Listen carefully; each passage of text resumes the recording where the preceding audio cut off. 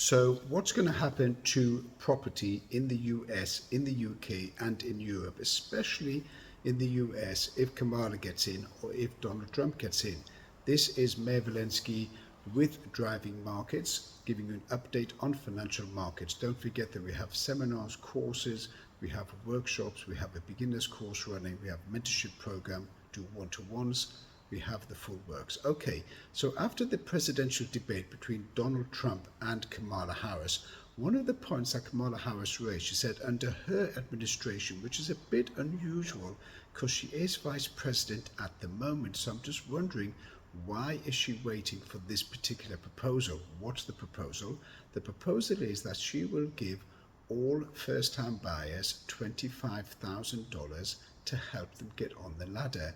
Now you are talking about hundreds of billions of dollars because we're talking about every first-time buyer. So it's obviously an off-the-cuff comment. She hasn't really drilled down into the financials, and the US is in a particularly difficult situation. Why?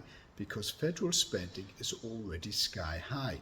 What Kamala Harris is hoping to do, for focusing on Kamala Harris from the presidential debate, is to rein in around about $5 trillion over 4 years through taxes. Now those taxes will be an increase in corporation tax to 28%, increase to capital gains tax to 44.6%, and an increase in overall income tax. Now, taxes are, even though they could be progressive with different bands set up, as we see in the UK, Europe, US, and Canada, up to a certain amount of money you pay X, above that you pay Y, etc., etc. It is regressive. It's not regressive tax, it's actually regressive when it comes to production. Why? Because the less money in your pay packet or in your wage packet means you have less money to spend on goods, on groceries and housekeeping, obviously less to spend on consumer goods. Now, consumer spending obviously is one of the things that drives the economy. But going back to the first question of Kamala Harris and what's going to happen to property in Western Europe, in the UK and in the US, well, you can see probably a slide down in the values of properties in 2025. It's already started in certain parts of California, Portland, Oregon. Commercial property in the US is in complete tatters.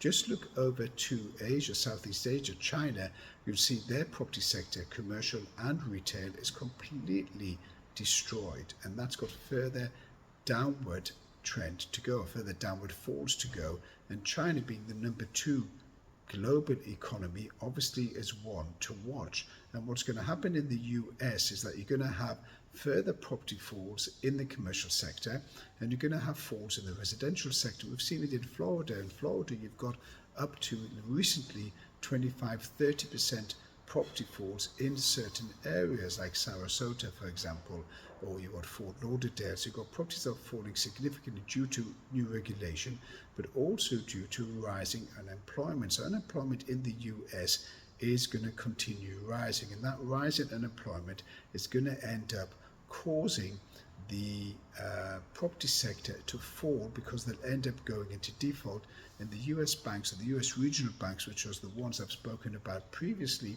are not ones to have sympathy or mercy on that particular mortgage holder, and what they're likely to do is repossess. So as more repossessions come into the market, then properties will fall. But properties are already falling now without repossessions. Why? Because due to high inflation and due to high interest rates.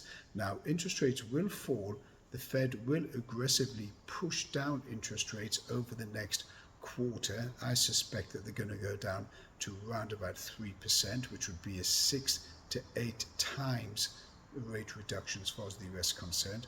Also, rates will fall in Europe and in the UK to resuscitate the economy, because the economy is going into a recession. Now, no one can stop that recession in the US, not Kamala and not Donald Trump. So whoever says they can stop a recession, that's not true.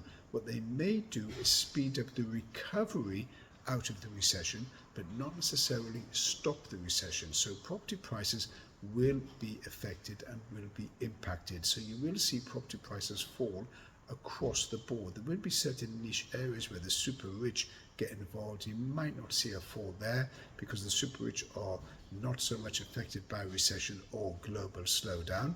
They don't slow down their purchases under any circumstances.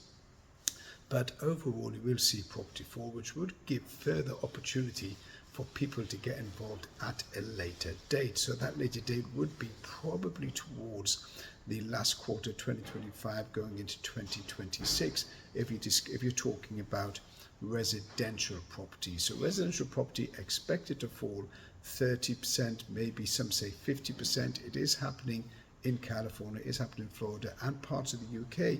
People are also lowering the offer price in order to attract buyers. The difference is in the UK as opposed to the US, where the US you get a 30-year fixed rate mortgage. In the UK there's no 30-year fixed rate mortgages. There's 2 years, 5 years, maybe 10 years fixed rate mortgages. And obviously as those more and more fixed rate mortgages come to an end, that's going to push the mortgage repayment, monthly repayment costs sky high. That could cause also people to sell their properties, but there will be an overall deluge of properties in 2026 as the residential market does end up falling about 30%, but it's good for buyers because they can come in and buy a property 30% cheaper. People are talking about the big reset, and one of the big resets is the property sector, which is completely spiked due to huge amounts of liquidity and money being poured into the system from the banking crisis and obviously from the pandemic, and that's allowed property price to move sky high, in addition to a moving migrant population from one jurisdiction, one arena, one continent to another. That's sucked up all available demand because the local governments, which are welfare governments, socialist governments, believe in housing all these migrants that have come over. I'll be running a 3-day course for beginners at the end of September, and that will teach you how to trade, fundamentals, analytics. I've also got books on Amazon, and you can subscribe to this channel and also join the mentorship program. If you need any of those, you can just send me a DM. More than happy to help. This is Mayor Walensky with Driving Markets. Have a great day.